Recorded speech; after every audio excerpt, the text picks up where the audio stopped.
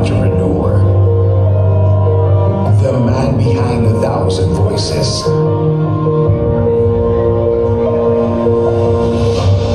Pocholo the Voice Master Gonzalez started his professional voice acting career at age 16 after winning a voice acting competition in ABS-CBN and eventually became the voice of thousands of commercials, dubbed films, anime, and telenovela, original animation, video games, and audiobooks. In 2005, he founded the first voice acting school in the country, the Voice Acting Academy Philippines, which paved the way for thousands of voice artists, hosts, broadcasters, and motivational speakers to thrive in their field. He is the CEO of Creative Voices Productions, Creative Sound Studios, Dubbing Booth Company, Voice Talent Store, Speechcom Center, Creative Visions Productions, and Creative Virtual Media. The founder of Voice of the Youth Network, Voice Care Philippines, The Microphone Club, VG8 Radio, Anthrop Radio, Philippine Association of Professional Speakers, and Tagadab TV. He received the Best Book on Professions Award in the 2017 National Book Awards for Gusto Kong Maging Voice Talent and wrote the chapter on dubbing in the book The Art of Voice Acting, written by James Alberger in 2019. And in 2020, when the whole world stopped, he forged on. Amidst the crisis that locked everyone inside their homes, Pocholo continued to give opportunities to aspiring voice artists. He launched the Voice from Home program and offered free online workshops on voice acting and home studio recording. In June 2020, Pocholo founded the Certified Voice Artist Program, the first and only certification program for voice acting in the Philippines. Today, CVAP has certified thousands of voice artists, responding to the ever-growing need for voiceovers, dubbing, and localization all over the world. He believes that every voice artist should be heard and that someone out there needs to hear their voice. Ladies and gentlemen, sit back and relax from the comfort of your home.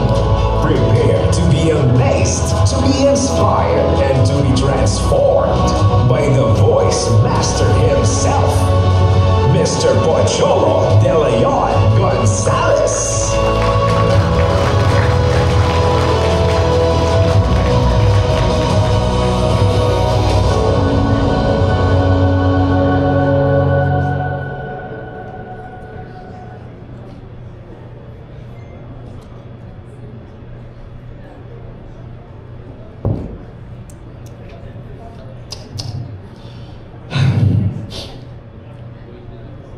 Hi. Hello. Hello. Hi. Hello. Okay, before I start, I would like everyone to please stand up. Please stand up. Okay? So, can I have a request? Please do not look at me. Just listen to my voice. And I would like you to find a partner. Find a partner. Okay, do not look at me, just listen to my voice. Look at your partner. I would like you to face your partner. Ayan, sige, magharapan kayo. I would like you to look at your partner from head to toe. Dahan-dahan lang. Appreciate his or her beauty. Namnamin mo ang kagwapuhan at kagandahan ng iyong kapartner. Then I would like, again, don't look at me, just listen to my voice. Now, I would like you to hold the hand of your partner. And I would like you to say something good, something nice to that person. Sabihin mo pinakamagandang salita na pwede mo sabihin. Go!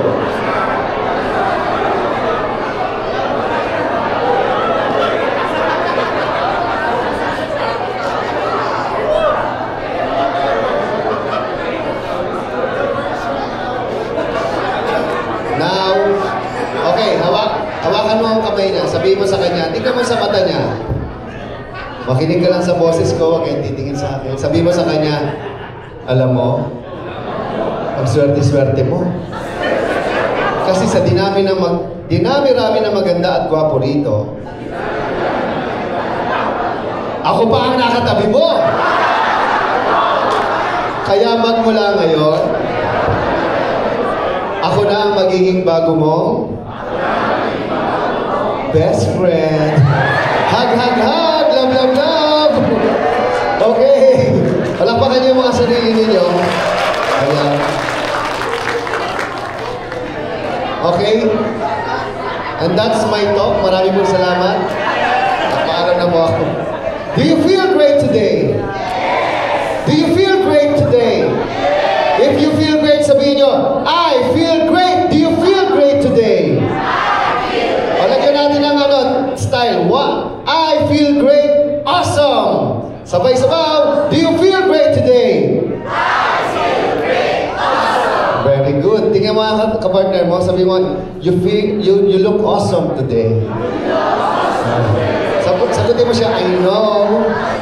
And I don't look as one. Anyway, okay, game. Seryoso na tayo. Sino gustong ma-inspire? Sino gustong ma-inform? Ma-empower? Ayan. Siyempre, kaya kayo nandito, no? Alam nyo, kagagaling ko lang ng Bangkok. Dire-diretso po ako dito, no? For 8 days, nagpunta po ako sa Alam niyo yung Rayong? Sobrang ganda pala sa Rayong. Parang yung Rayong, sa Prase. Kasi yung mga Thai, pag nagsasalita, kapag ka, tatapagata. Pero nakakatawa. Anyway, sir, okay na? Ayan. So before anything else, I would like to say thank you, of course, to my boss, Sir Dindo Amparo. Palakpakan natin. Ayan, siya po ang salarin, bata po nandito ngayon. Ayan. Kung hindi nyo po ako kilala, okay lang po yan, hindi ko rin kayo kilala. Pero, magpapakilala po ako sa inyo kung ano po yung iba kong ginawa. And then, ngayon po, ihanda niyo yung mga sarili ninyo dahil ngayon, marami kayong matutuklasan, malalaman na, wow, yung pala yun. Pwede pala yun. Ito na pala siya ngayon. Okay ba yun? Ayan. So, this is my company, Creative Voices. And I'm so happy to inform you that last October 25, 2025 is our 20th anniversary. Opo. So, 90% po ng mga voice talent dubber at even mga ibang broadcaster, ako po yung nag-train since 2005. So, mamaya makikita nyo sila. So, my focus today is about artificial intelligence in journalism. The new voice of media. So, today, ngayong National Information Summit 2025, I'm going to introduce something na nandito na matagal na, hindi nyo lang pinapansin o napapansin o napansin man, hindi nyo lang alam na nandiyan na pala sa harapan ninyo. Because we are always focusing on the traditional way, di ba? Especially sa media. So, again, using AI ethically and responsibly in newsrooms. Sino po yung taga Mindanao dito? Wow. Sino pong PIA sa Mindanao? Meron ba? Ayan. Si Sir.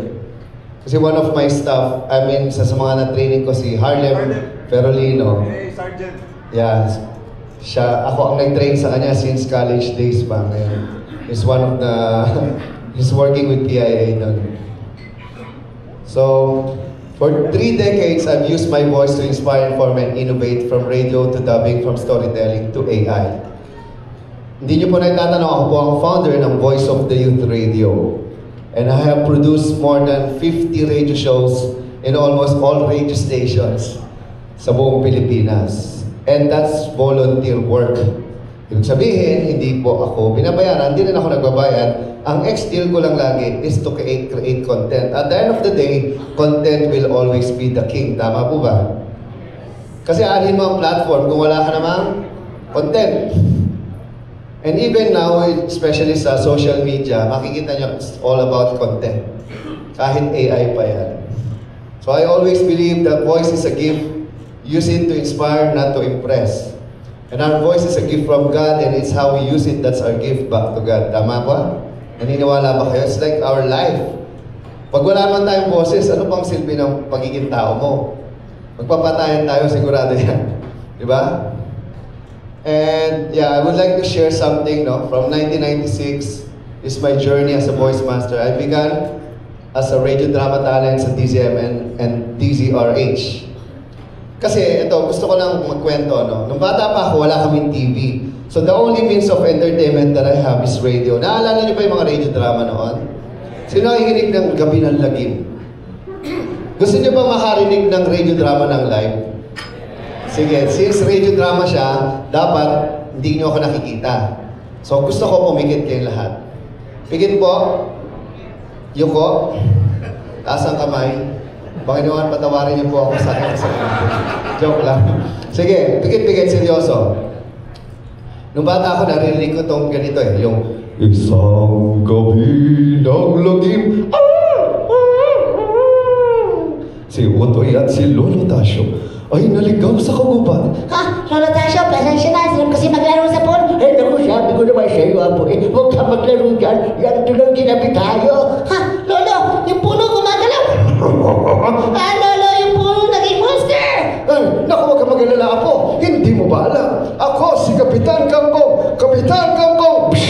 Humanda ka sa aking puno. Itong pagis niyo. Yan! Ito ba? Ayan, patay na ang monster. Ha? Ang galing mo, Lolo. Hindi ako, lolo mo. Ako si Kapitan Kangkong. At dyan natatapos ang kwento ni Kapitan Kangkong. So imagine niyo, at very young age, nagkakagano na ako. So akala ng mga tao, sila talaga ulo ko, no? Kasi nag-iba. But then again, because of that, yung imagination ko in creating voices, sobrang, alam mo yun, kasi I always believe, no? Ang bata dapat ang hindi natin aalisin sa kanya is the opportunity to imagine. Opportunity na mag-create ng something sa mind niya. Naniniwala ba kayo na ang voice acting is a theater of mind? The voice is the most powerful tool that we can ever have. Imagine niyo, kinaninsan, in 1 minute, nakapag-create ako ng story. Tama?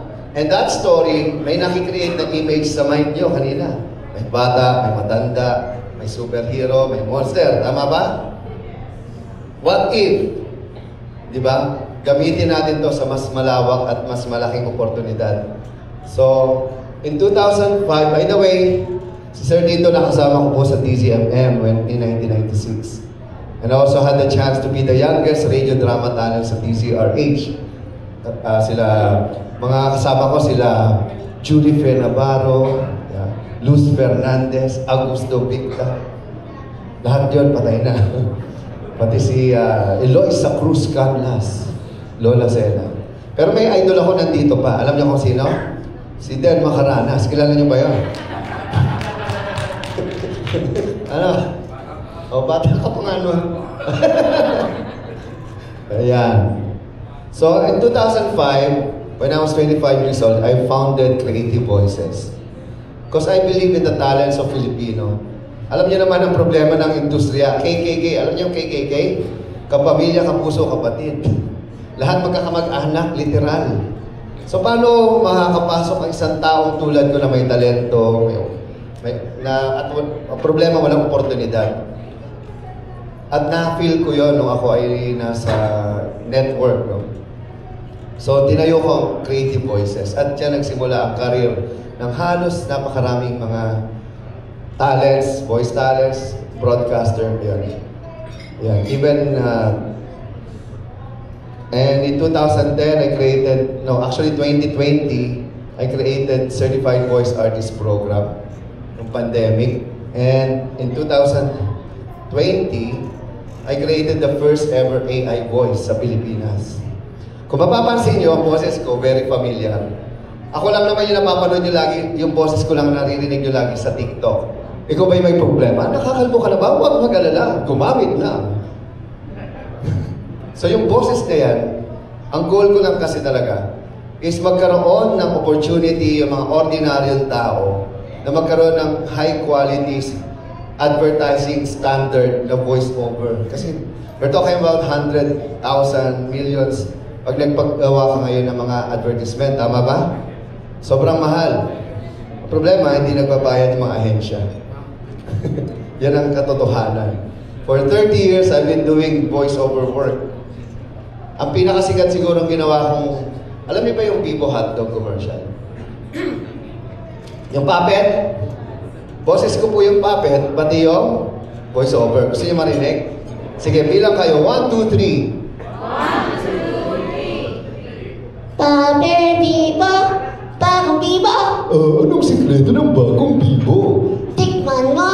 Paano, puppet ako'y? Nga. Ang sikreto ng bagong Vivo, keso. Yeah. So, alam niyo ba dahil sa commercial na yan, naging bilyonaryo ang CTO? Dahil lang sa simpleng, kasi mga bata, natalo niya yung Swift, dahil din sa commercial na yun. Pure Foods, natalo niya. Just because of a commercial. Pero imagine niyo yung commercial na yan, wala yung boses ng puppet, di ba? So again, sobrang powerful ang voice kasi siya yung nagsasabing, bilhin mo to, kainin mo to, di ba? So, aside from that, ayan, this is my company with mga stuff. So right now, I'm working with more than 20 AI companies in the world. So one of my biggest company is 11 Labs. Later on, I'm going to give you free credits worth 10,000 pesos each. Gusto niyo ba yan? Sino gusto ng free? Taas ang kamay, sino gusto ng free? O, sino gusto magbayad? O, kita nyo? Nalalaman mo talaga ng mga kuripot, no? Pero huwag kayong mag-alala, libre talaga. So, I will give you 10,000 credits. Ang isang credit po kasi, piso ang halaga. So, kung 10,000 credit yan, 10,000 piso ang halaga niya.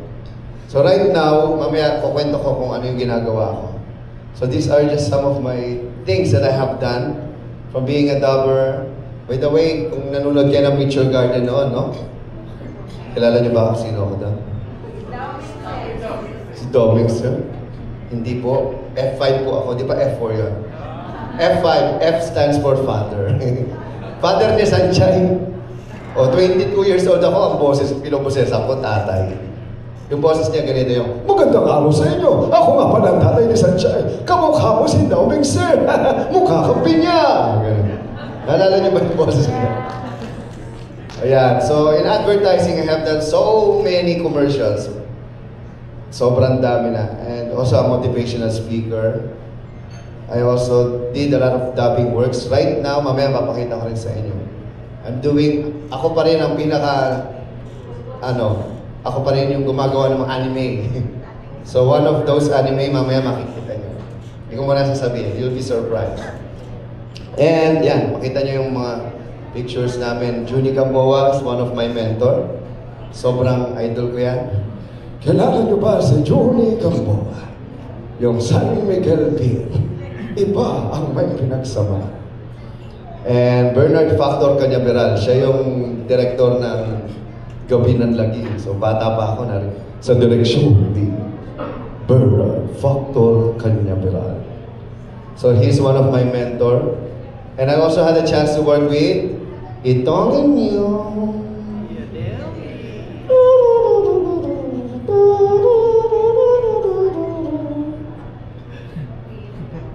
Naalala ko pa na nagsisimula ako.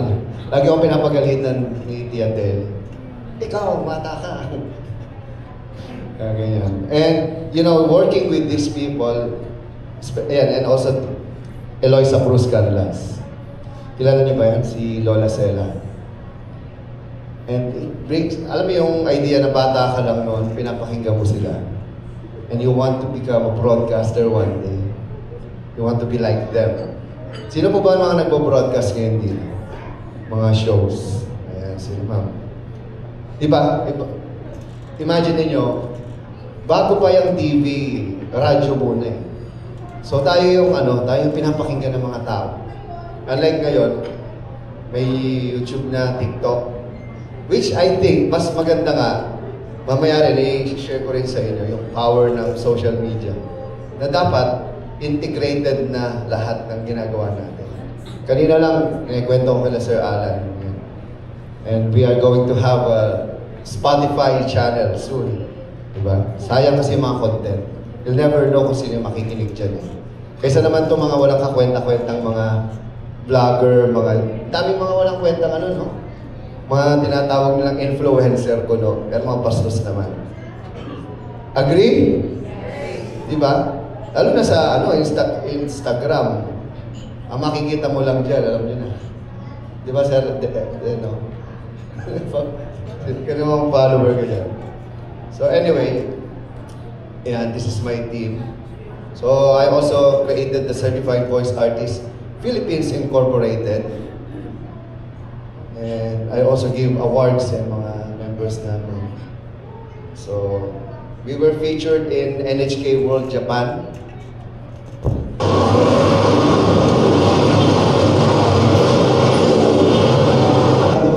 Taking part in Pocholo's voice acting school has changed the lives of some students. Today, they're holding a special in-person class.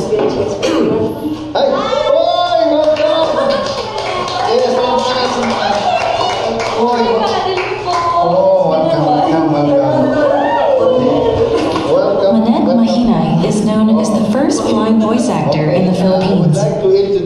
Pocholo asked her to talk to the students about how she overcame various challenges to succeed as a professional. Story.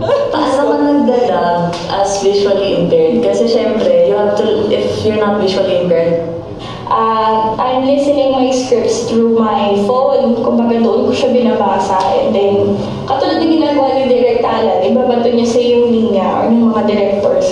Tapos sasabihin niya agad with feelings. Yes. with his ideas and the director's perseverance and my co-workers also who helped me, it had become possible. Hello everyone! Yeah, I might seem a bit tiny, but I can do a lot of voices. like this one. Or I can also sound like an AI.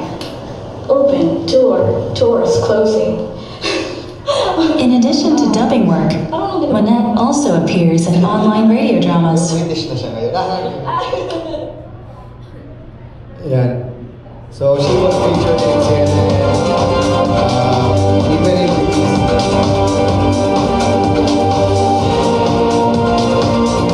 Magandang hapon sa ngalan ni Ruth Cabal. Ako si Mencho Makapagal. Ito ang newsroom ngayon, balita at serbisyo para sa Pilipino. Ang henerasyon na pilit daw nililimot ang kasaysayan ay maituturing na walang nakaraan at wala ring kinabukasan. At abangan sa ating Good One, kilalanin ang kauna-unahang blind Filipino dubber sa mundo. Ang kwento sa pagbabalik ng newsroom ngayon dito sa CNN Philippines.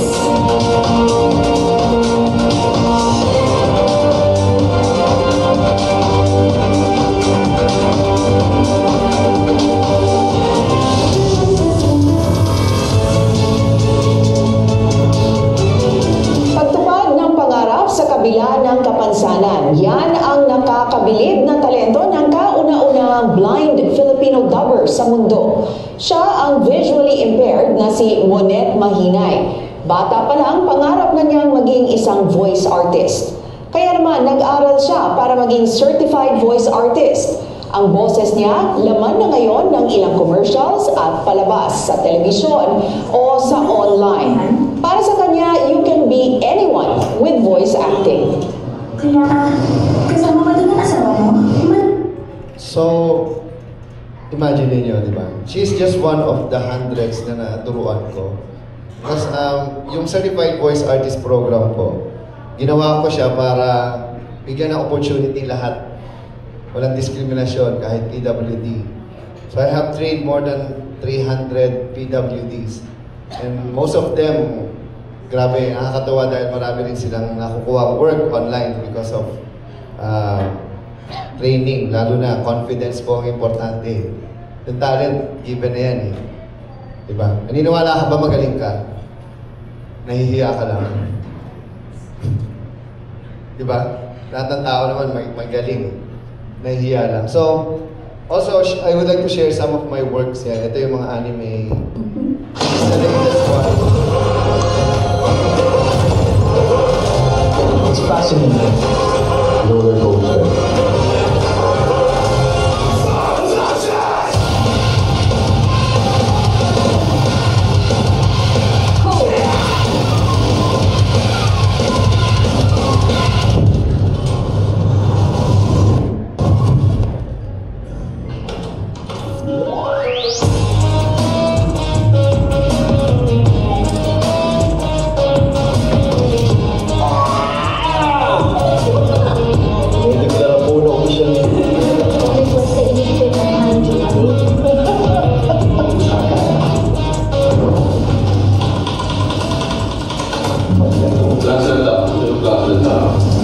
Ano ba yung gusto sabihin ng character? Ano ba yung story? Malalim yung kwento.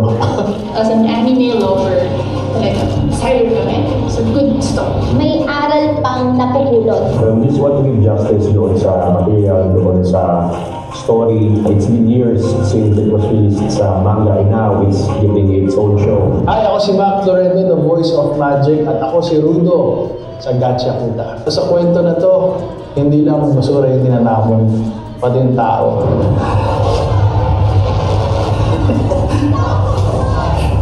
Kayo ang tunay na basura rito. So itong Gachakuta ay tungkol sa isang batang lalaki na si Rudo na pagkamalan siya na pumatay ng isa sa mga karakter. At sa journey na to, marami siyang mamimit na iba't ibang mga karakter at magiging part siya ng isang grupo. Actually, nakakatuwa yung kwento kasi ako I'm also an advocate for the environment. Pag pinanood yung anime, ano talaga siya related siya sa kung ano nangyayari ngayon sa mundo. Sasabihin ko ang lahat ng tungkol sa mundong to at sa kapangyarihan mo. Hello, great day everyone. This is the boy. Okay na mo. So, imagine niyo, di ba? Through our voice, yung Japanese anime, nabubuhay na, nagiging parang Pilipino. It's not because ang tawag ng iba dyan, nilapatan ng tinig. No. I disagree with that. It's called Bigay Buhay. Naniniwala ba kayo, every time we do something, even in writing, we give life. Diba? Even in text, na ipapasa natin ang kaluluwa, puso, isipan, at vision natin dyan. Especially yung kaluluwa natin, kaya natin ipasa through our work. Naniniwala ba kayo doon? And that makes our voices so powerful. Especially ako, na hanggang ngayon, kahit yung mga matagal ko ng mga works, na-appreciate pa rin ngayon. Kasi I put my heart and soul, sabi nga ni Michael Jackson, every time he sings, he put his heart, his soul to his music, his song. So bakit ko sinasabi to? Kasi doon tayo papasok mamaya, paano na tayo i-integrate na yung AI sa ginagawa ko ngayon. Okay? So this is just some of my work. Sobrang, do you know this? Pang mga bata to, hindi naman kayo bata, di ba? O yung mga bata, nanonood, di ba? Yan, Morphel, JP. And also, ito yung hindi alam ng marami. Alam nyo ba, most of the computer games ng Sega, Filipino ang nag-voice niyan. And I directed it. Like yan, Transformer, Human Alliance, Ghost Squad, yan mga Sega yan, Sega Japan. So pumupunta pa yung Hapon dito sa Pilipinas para lang kumuha ng voice talent. And I directed most of it. Ayan. Ang pinakasikat ngayon, ito, Amazing Digital Circus. Napanood niyo ba ito?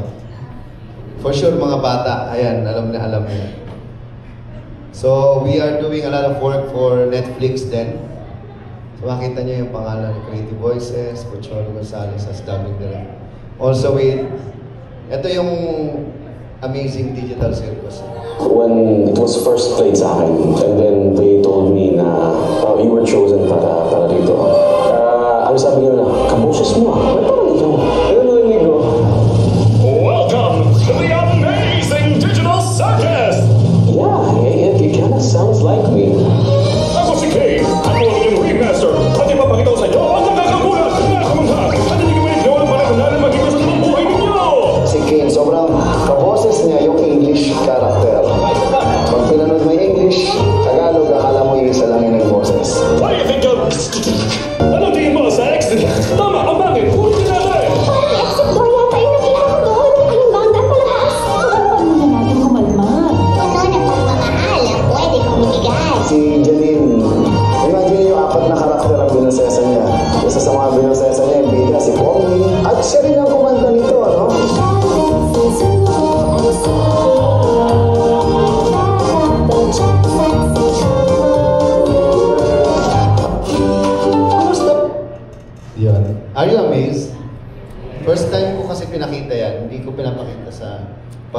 dito, lalo na yung Gachi ako time.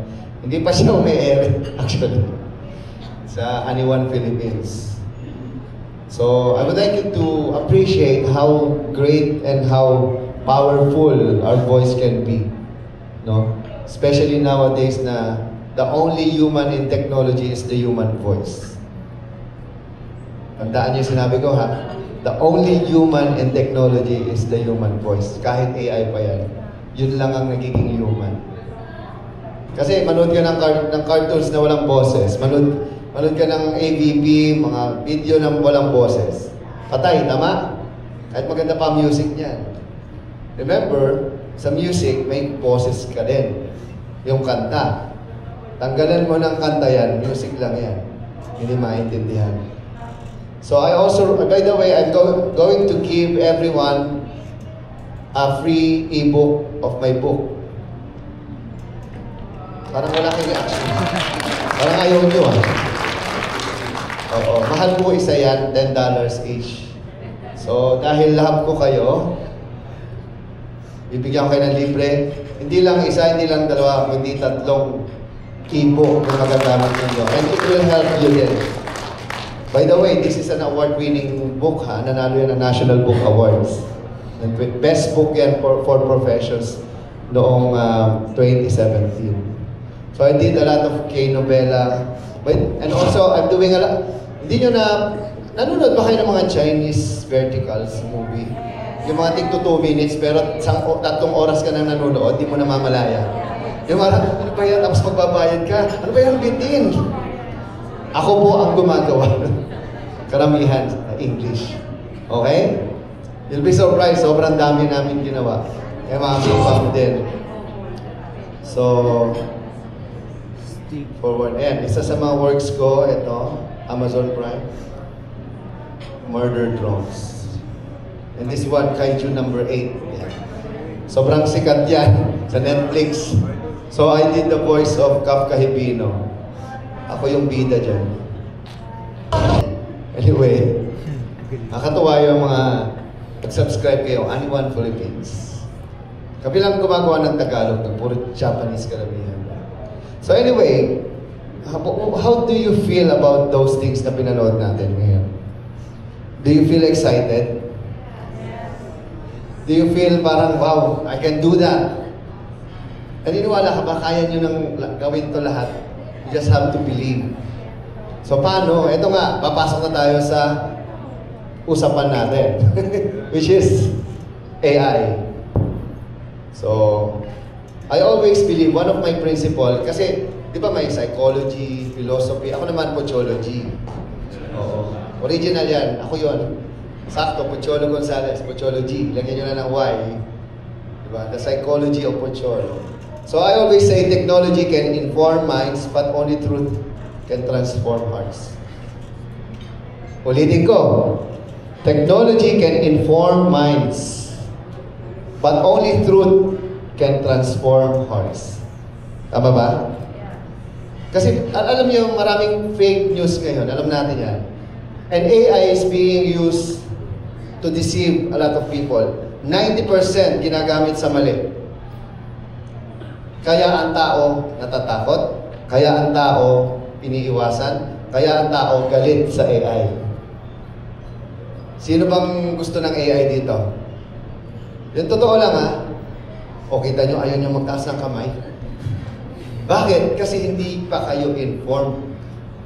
Kasi alam ninyo, marami nang naloko dahil sa AI. At alam ninyo, mayroon kayong kakilala o kayo mismo naloko. Di ba, ng fake news. Ang dami ngayon, lalo na ngayon. Dahil di nyo na malaman kung ano yung totoo, ano hindi. Tama ba? So ngayon, hindi ko kayo i-encourage na gustuhin. Pero i-encourage ko kayo na alamin. Di ba? Hindi mo naman kailangan gustuhin agad para malaman mo. Alamin mo muna, baka lang mali lang yung pagkakaintindi mo. Kaya nga sabi ko dito, only truth can transform hearts. Kasi ako mismo, nakita ko yung pros and cons ng artificial intelligence. Pero saan ka lulugar? It's just like, dati typewriter tayong lahat. Wow, galing ko mag-type. Naalala nyo, typist tayong lahat di ba? Nung high school, meron pang typing lesson. Sino may typing lesson dito? At yung may mga typing lesson yan, yung hindi tumitingin sa keyboard. Di ba? Wow, ang galing mo naman. Paano yun? Di ba? Tayo, nakatutok lang tayo sa monitor. Ganun, tik. Pero yung mga hindi marunong mag-type, ganyan, pabalik-balik. Hindi niya kasi sa ulo yung ASDF, di ba? ASKD, di ba? Okay? So, the power of human voice. You know, what we are going to discuss today is the integration of being human to artificial intelligence. Again, sobrang magugulat kayo. This is the only window we have before 2026. Dahil by 2026, mark my word, 90% of content will be AI generated. 90. And the next year, 95. And the next year, 100%. Mawawala na yung human. Papayag ba tayo doon? Hindi, syempre. Pero may human touch pa rin. Gets nyo? Pero yun nga hindi natin alam kung anong mangyayari. Ngayon, ang problema, pag di natin alam, pag we caught in the middle, it's like Noah's Ark. Ito yung lagi ko sinasabi. In principle, para siyang Noah's Ark. Ako si Noah. Sinasabi ko sa inyo, magkakaroon ng dilubyo, magkakaroon ng matinding pagbaha, at magkakaroon ng maraming tao ang mamamatay dahil magtatagal ang baha na to. Ang problema, hindi magsasubside ang baha na to. Patuloy lang natataas. Gets nyo? And if you're against it, either you adapt or die. This is the only time we have to build the ark together. Gets nyo ba yung sinasabi ko? Either you do or you don't. Wala kang magagawa. Darating ang matinding bagyo. Parang nangyayari ngayon sa Jamaica. Di ba? Yung nakapaghanda, okay sila. Pag hindi, mamamatay sila. Sigurado yan. So, the ultimate connection. Voice is the most powerful tool for connections. Even in the AI age, authenticity remains the key to influence. Authenticity. That's why I call myself AI din. Alam niyo yung sabihin ng AI ko? The AI voice master. Ano yung sabihin ng AI? Parang ako, ikaw, pero walang tayo. Ganun. AI for me stands for Authentic Innovator. Again, authenticity will always be the only key. Only key. Pag authentic ka, like ako, authentic ako, halata naman, sinasabi ko to sa inyo dahil I want you to understand and I want you to know why you need to learn AI. Malawak po ang AI. Lahat ng klase ng trabaho may AI na. Nakafocus lang ako sa trabaho natin. Especially sa media. Sa advertising, sa animation, sa video, graphics, name it. A genuine voice can travel farther than any signal. Naniniwala ba kayo doon? Same as my voice. Bakit? My voice alone created 100,000 commercials without me recording anything. I should know, nakikita ko yung data. And it also created an amount na hindi ko pwedeng kitain nung ako ang talent. Bakit? Nung talent ako, limitado lang ako sa recording time ko. Tama? Nagagets niyo yung ibig sabihin? Kailangan akong mag-audition. Kailangan akong makapasa. Kailangan kong mag-record sa studio. Kailangan kong sumunod sa direktor. At kailangan kong maghintay ng 3 taon bago ko makuha pera ko. Ganun katindi yung advertising. Minsan nga, wala pang bayaran.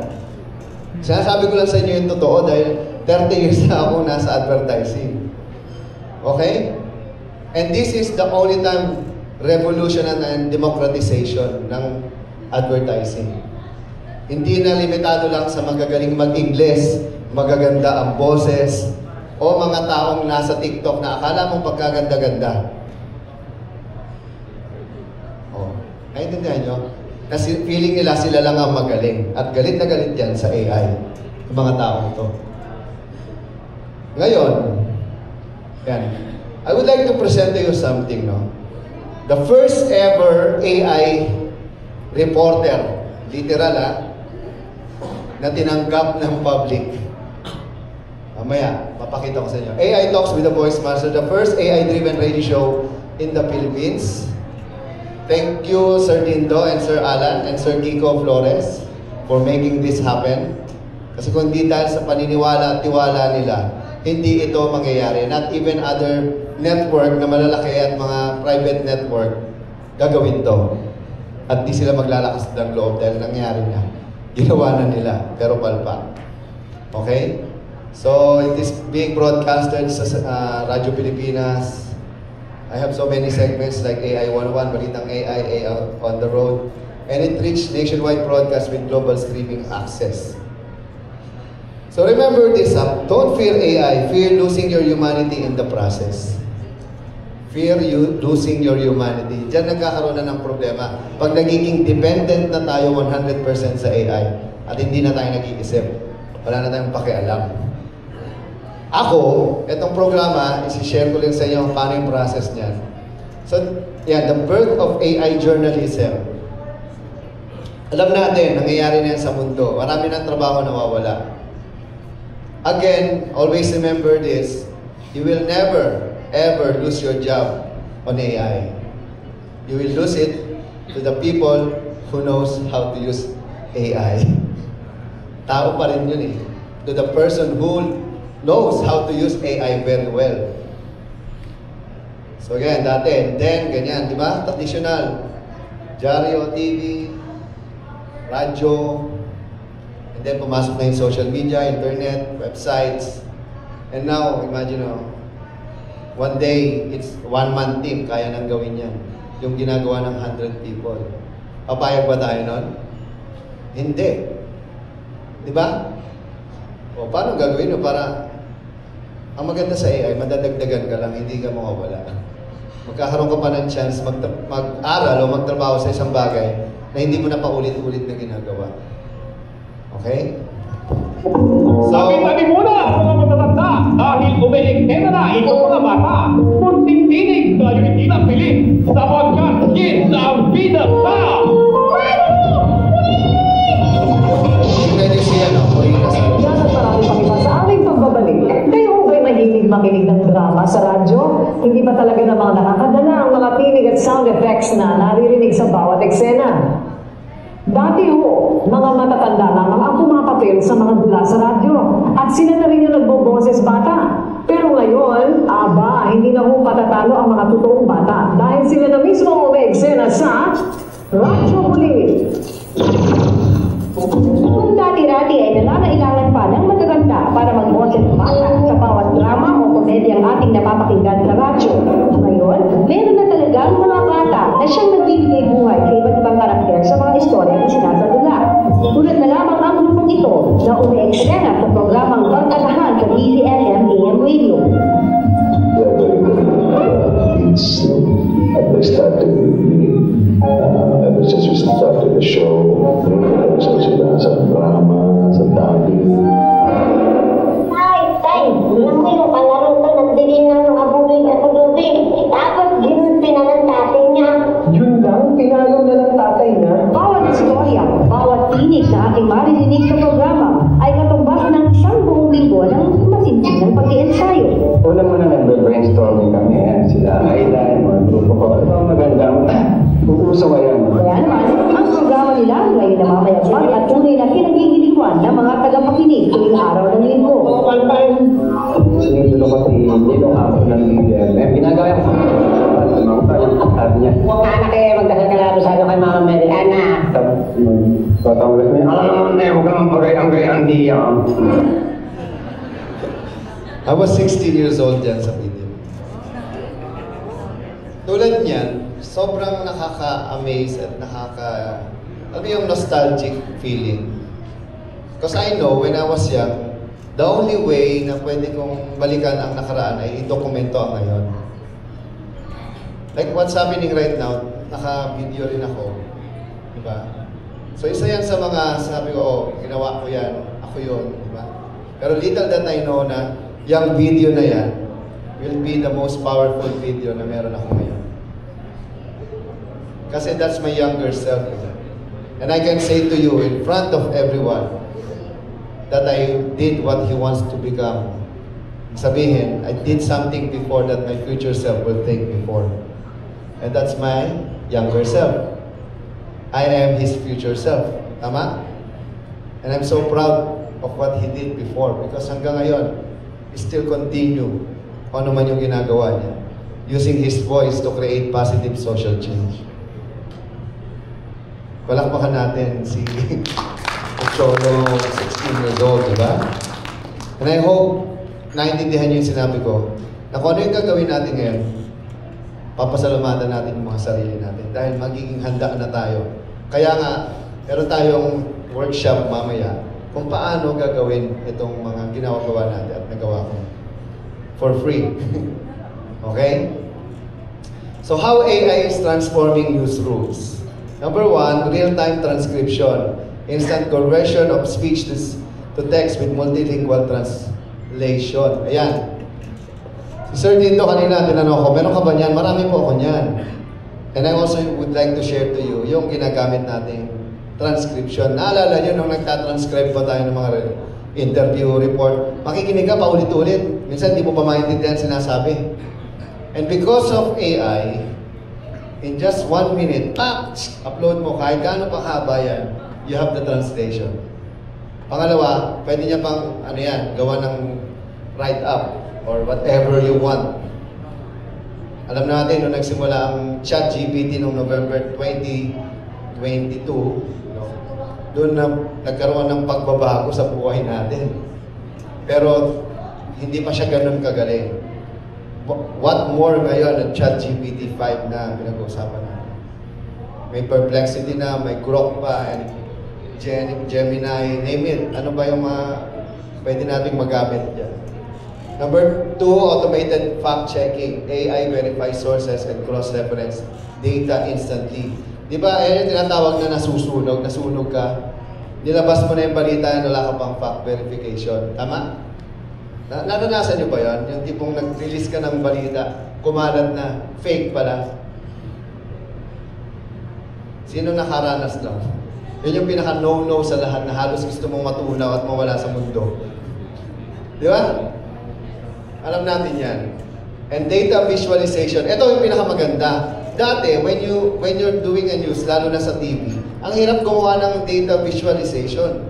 Di ba? Graphics yan. Complex information transform into compelling graphics. Mga infographics na tinatawag.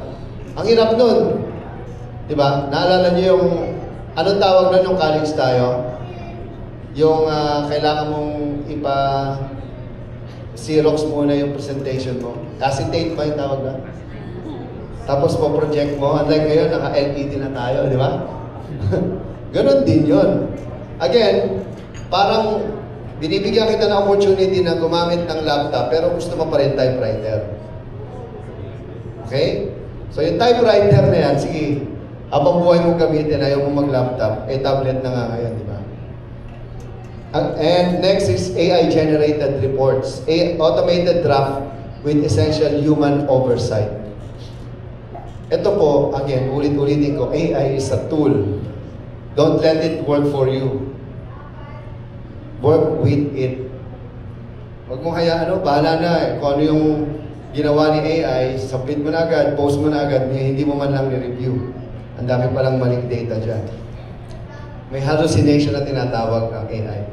So gumagawa siya ng kwento para lang masatisfy ka. So ngayon ikaw, tanga rin ang lalabas na balita dyan. Kasi garbage in, garbage out.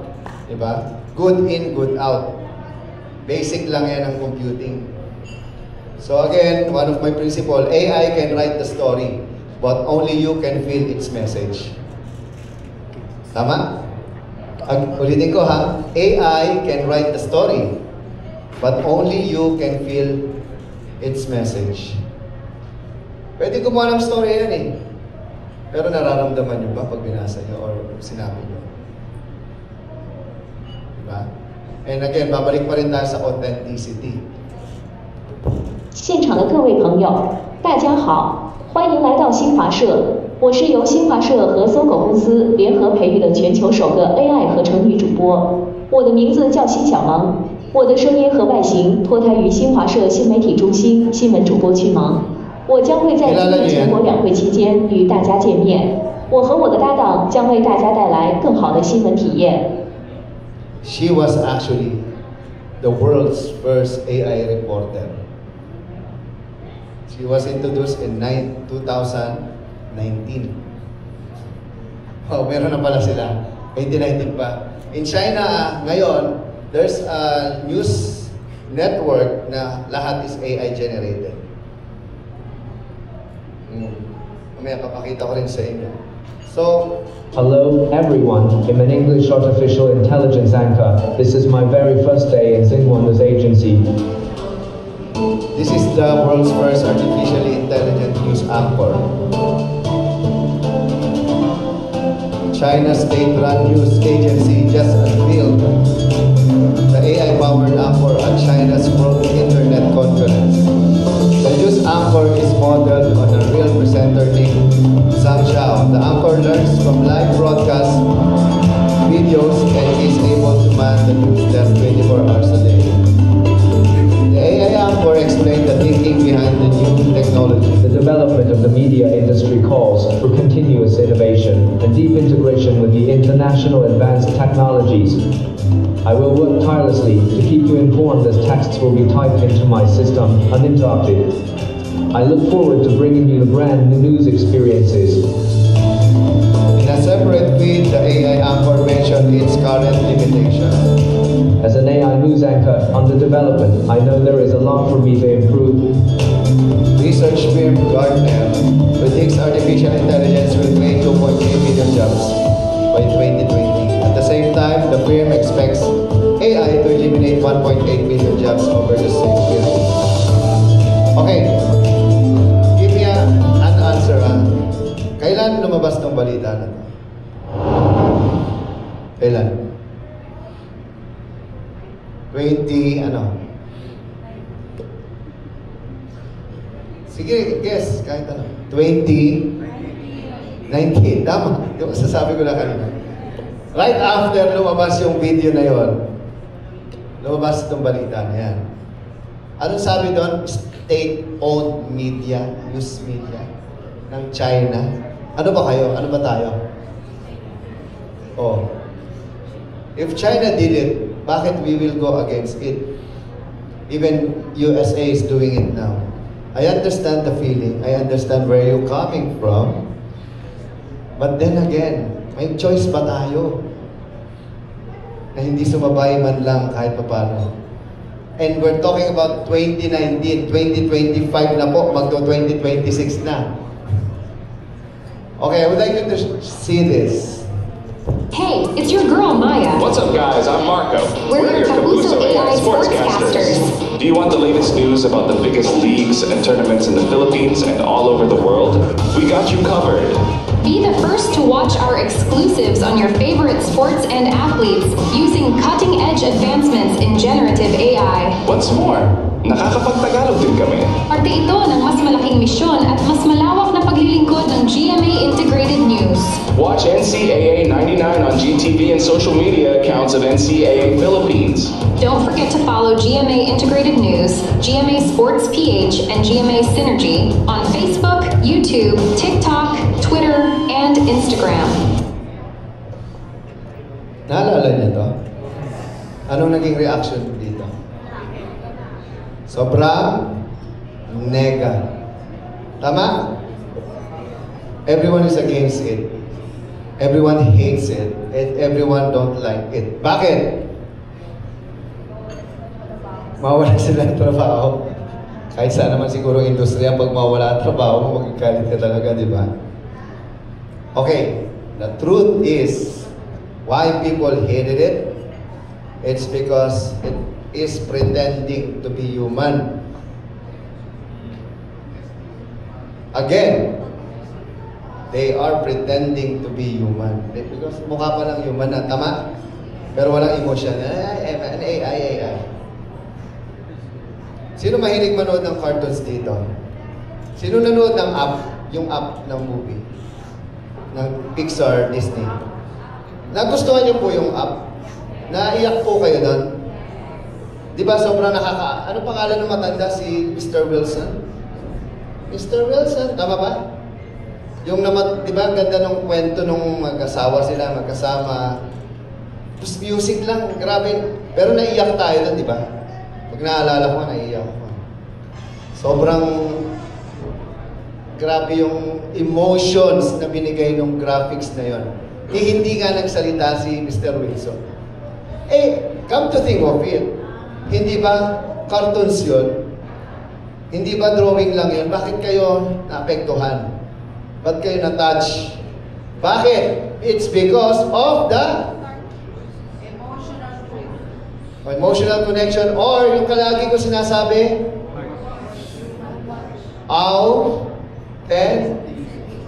authenticity ng kwento. Tama? Kasi totoo yun eh. Lahat naman tayo nakakaranas nun. Lahat tayo namatayan na. Lahat tayo mamamatay. Yan ang katotohanan.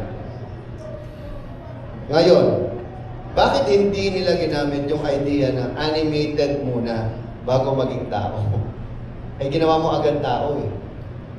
And here comes, aside from that, wala silang tinatawag na disclosure or disclaimer. Dapat sa simula, sila ay mga AI generated, hindi sila totoong tao. So huwag kayong magalit. Hindi sila totoo. Gusto lang nila magbalita tungkol sa sports. O yun, at least merong, kumbaga sa tao, ano yung tawag doon? May makikiraan ka, may pasintabi. Tama ba? Di ba tayo bilang tao, kahit sino ka pa, may pasintabi ka pa, excuse me po, makikiraan. Excuse me po, pwede po bang mag-share? Tama? Okay. Now, because it's already 2025, so when Sir Dindo talked to me, actually matagal na, January 2025 pa. O gusto mo mag-show? Sige sir, no problem. But it takes how many months bago maging realidad? Kasi during that time, ang secretary, si J. Ruiz, tama? J. Ruiz is a classmate of mine sa UP Diliman. Speech communication major din yan. Same as mine. Ahead lang siya ng 2 taon, pero naging kaklase ko siya. But it becomes a reality in August 2025. And I think timing lang, dahil busy din talaga ako, sobrang dami kong projects. And yung ginagawa ko, hindi po siya madali, pero hindi siya imposible. Takes me a week to produce this 1-hour program. Kasi pati animation and everything kami gumagawa. So, I would like to introduce to you the first ever animated AI reporters in the world. We got that title already. Let's welcome Ira and Ivan. Nagbabalik ang boses ng Artificial Intelligence para sa bawat Filipino. Ito na ang The AI Talks with the Voice Master. Kasama ang nag-iisang AI Voice Master Pocholo Gonzalez. With the Voice Master! Ang mga tagapagbalita ng programang ito, sina Ira at Ivan, ay mga AI-generated animated reporters.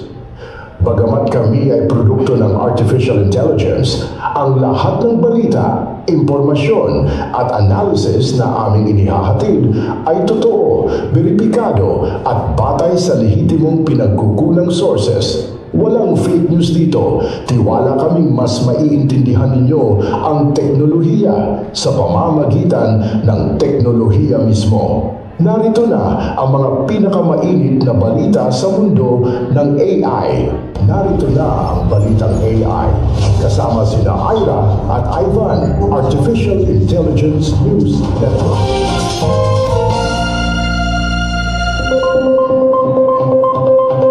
Great day! Mabuhay! Ito ang balitang AI sa Radyo Pilipinas. Boses ng teknolohiya, tinig ng makabagong Pilipino. Hatid sa inyo ng The Voice Master of the Philippines. Katuwang ang mga AI reporters ng bayan. Ako si Ira. Samahan niyo kami sa paglalakbay sa mundo ng Artificial Intelligence, kung saan ang teknolohiya ay hindi na lang parte ng kinabukasan, kundi bahagi na ng kasalukuyan. Narito na ang mga pangunahing balita sa mundo ng AI. Mga ka-AI, ito na ang balitang AI. Ang kauna-unahang AI News Network sa Pilipinas. Ang layunin namin, linawin ang mundo ng AI at teknolohiya para sa bawat Pilipino. Katuwang ang mga AI News Network sa buong mundo. Ako si Ira, Artificial Intelligence Reporter Analyst, ang inyong tagapagpaliwanag ng mas malalalim na siyentipikong konsepto. At ako naman si Ivan, Artificial Intelligence Voice for Analytics and News. Ang kuya nyo sa pagbabalita, mas diretsahan, mas makatao, at mas kwela, pero seryoso sa katotohanan. Sabay naming sinasabi, kami ay hindi tao. Pero boses kami ng bagong panahon ng balita, panahon ng AI, panahon ng impormasyon. Narito ang mga headline ng ating AI balita. Insane Micro AI nagpasabog ng balita. Tinalo ang Gemini at DeepSeek. O Boston Dynamics, mas pinatao pa ang Atlas robot. Figure 03 humanoid robot. Malapit na nga bang maging AI assistant sa bahay at opisina? Insane Micro AI. Shock the world mga ka-AI. Hindi ito clickbait. Ang pinakamaliit na AI model ngayon, literal na nagbago ng laro. Sa Samsung Montreal Research Lab, ipinanganak ang Tiny Recursive Model o TRM, isang AI na may 7 milyong parameters lang. Para itong langgam kung ikukumpara sa mga dambuhalang modelo tulad ng Gemini 2.5 Pro at DeepSeek R1 na may bilyon-bilyong parameters. Pero eto ang nakakagulat. Nalampasan niya ang mga iyon sa logical reasoning test. Sa AGI-1 benchmark, umabot siya sa 44.6% accuracy. Mas mataas pa sa Gemini 2.5 na 37%. Parang estudyanteng walang reviewer pero perfect ang exam. Ang sikreto, recursive thinking. Hindi tulad ng ibang AI na diretso lang sumasagot, si TRM ay nagre-reflect muna. Para siyang taong nag-iisip, tama ba yung sagot ko? Bago mag-final answer. May sarili siyang internal scratchpad kung saan paulit-ulit niyang nire-review ang sagot hanggang masigurado niya. Kahit 2 layers lang ang architecture nito, dahil sa looping style, nagkakaroon siya ng lalim na parang multi-layer ang dating. Ang resulta, maliit pero matalino, mabilis pero sobrang detalyado. Sa mga test tulad ng Sudoku Extreme at Maze Solving, pumalo siya sa 87% accuracy. Mas mataas kaysa malalaking models na nasa 40-50% lang. Ano ang ibig sabihin nito para sa AI industry? Hindi na paramihan ng parameter ang laban. Panahon na ng smart efficiency,